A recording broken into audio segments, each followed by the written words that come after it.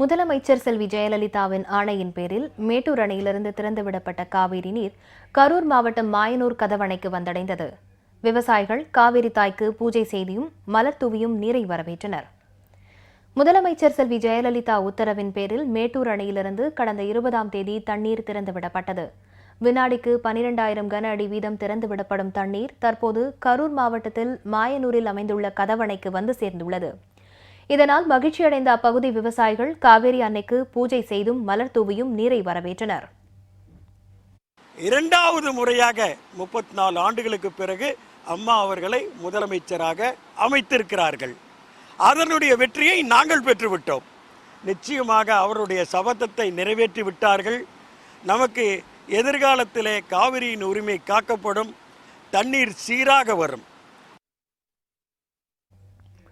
தென்கரை வாய்க்கால், கட்டளைமேட்டு வாய்க்கால், வடகரை வாய்க்கால், உய்யக்குண்டான் கால்வாய் ஆகியவை மூலம் கரூர், திருச்சி, அரியலூர், தஞ்சாவூர், நாகை, புதுக்கோட்டை, திருவாரூர் உள்ளிட்ட மாவட்ட விவசாயிகள் பயன்பெறுவார்கள் என்பது குறிப்பிடத்தக்கது.